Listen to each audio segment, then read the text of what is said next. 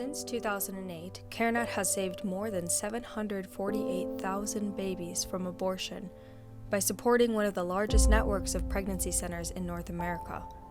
With more than 1,100 affiliates and 30,000 volunteers, they provide immediate support to women and men considering abortion so that they can choose life. Last year alone, their pregnancy centers provided clients with more than $62 million in free services. At CareNet, they don't stop at saving the life of unborn children. They work to ensure that they, their mothers, and their fathers can experience the abundant life that Christ brings. They do this not by just being pro-life, but by also being pro-motherhood, pro-fatherhood, pro-marriage, and pro-gospel. My initial reaction, all I could say was the word no when I found out I was pregnant. I called a pregnancy decision hotline, and I was talking to them for, I want to say, like close to 3 hours. I was afraid to be a mom because I felt I had a lot of potential. I was just scared because, college, it's how are you going to finish college? I was scared that my parents were going to be disappointed. I was scared I was just going to backtrack a lot, like put a certain pause on life. So I put it to the bottom of the garbage and I was like, no, I'm not pregnant.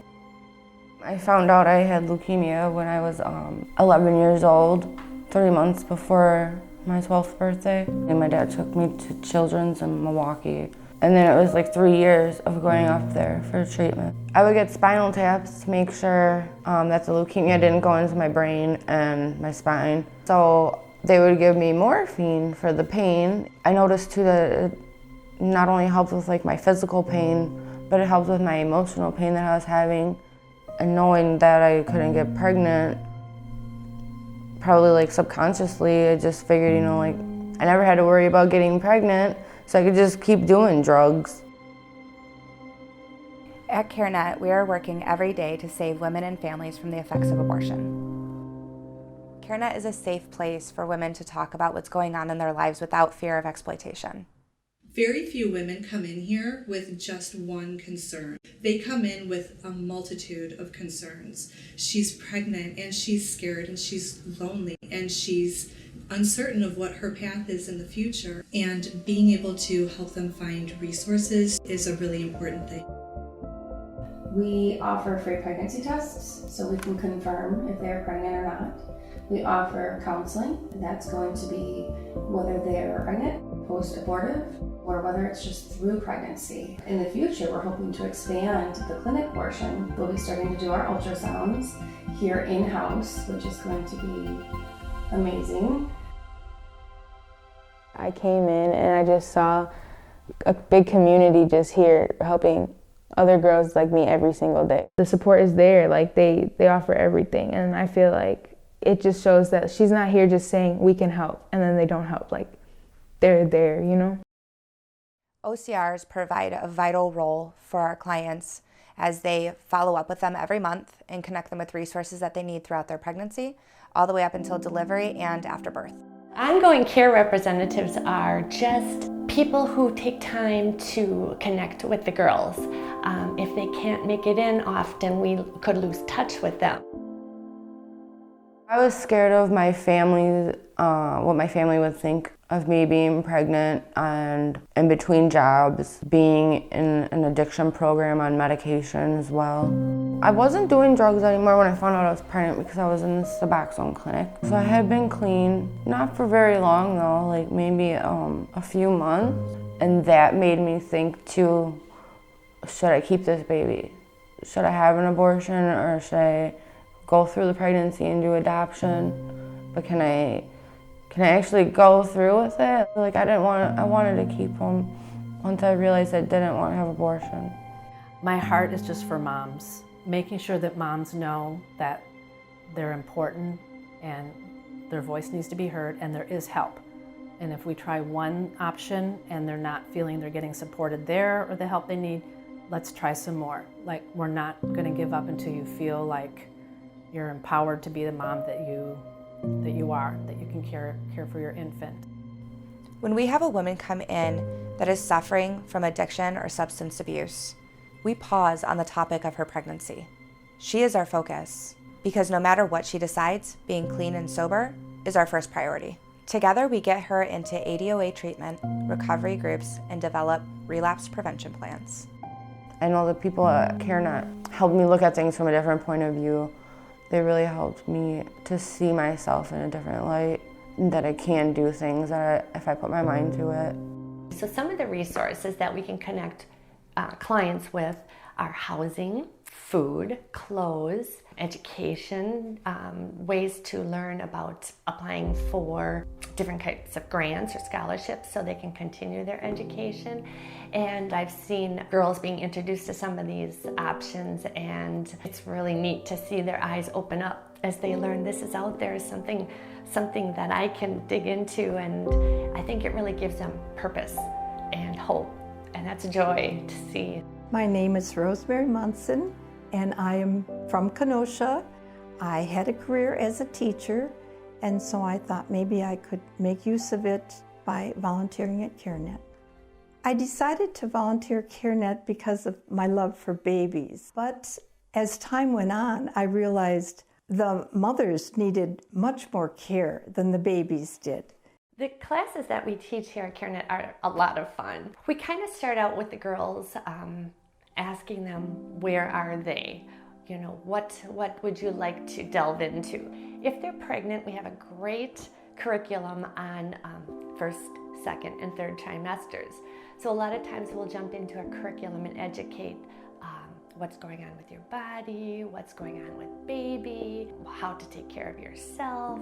But once they're past pregnancy, then we have another curriculum that we offer here at the center, which is parenting. And that's where we get into different types of techniques that you can use, some just as simple as calming a child down just by giving them time. I've grown up where I didn't have anybody to tell me about life and what to expect.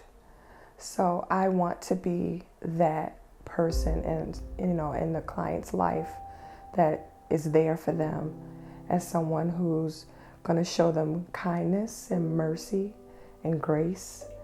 It is so important that we listen to them, and that's the reason that they're there. They want someone to listen to them while they tell their story or what they're going through in life, and be that support, be that person that will walk alongside them in this kind of dark place that they feel that they are in. A woman facing unplanned pregnancy has many options. First is parenting. Next, they have the legal option of abortion. CareNet does not perform or refer for abortions, but we do talk openly about it because that is usually the primary reason why they're visiting us. We discuss the reality of abortion and common physical and emotional side effects that women experience months and even years after an abortion. Lastly, we have the option of adoption. Some people think that this would be the easy and simple decision, but it's not. When a woman delivers and tells her delivery nurse the words "safe haven," there are no questions asked. They will place the baby in a pre-adoptive family. Human Coalition is a web search purchaser used to find women who are seeking an abortion. They buy popular words women search for online when seeking abortion services. When their hotline number appears, it offers free pregnancy tests, ultrasounds, and options counseling. Women click the ad, and if in the area, they are routed to CareNet. They know that when coming to CareNet, they do not perform or refer for abortion services. So I was most definitely considering abortion, and I hate saying that now looking back, but it almost seemed like the decision that made the most sense, like a backspace button. But it's not that simple, and I knew I would think about it all the time. I felt stupid to want my baby. I wouldn't let myself say that I wanted to keep my baby because I felt like it was that absurd to put into my plan. And when I came here, Jackie was the one that told me, no, it's not. If you want your baby, you want your baby. And it's not like she pressured me or tucked me out of it. She definitely made it known that if I wanted to have an abortion, there were places I can go for that. They don't do them here. I just felt like I can do this. I want to do this. The pro-life narrative needs to change, and it starts right here. We cannot save baby if we're not saving mom. She has to come first.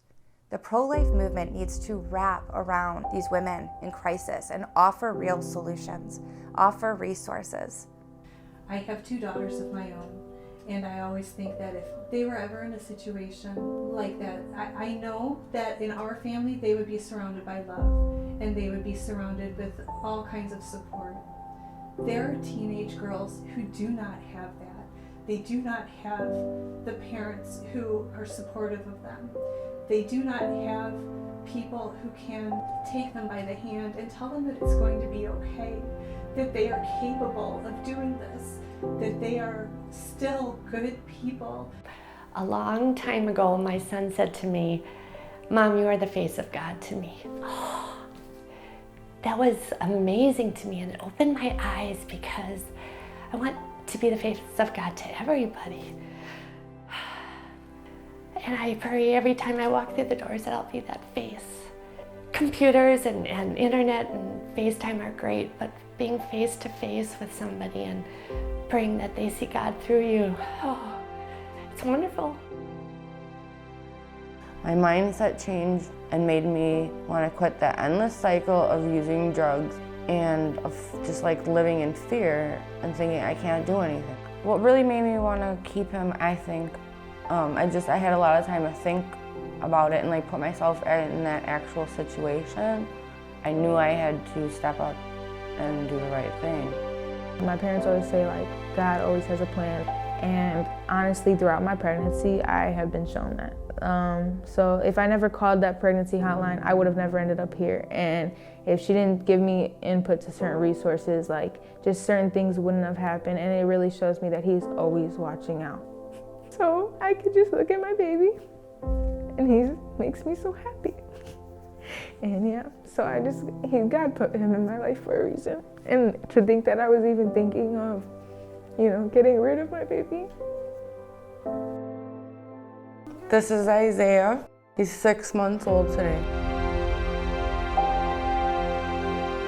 This is Jeremiah, and he is the happiest little baby in the world.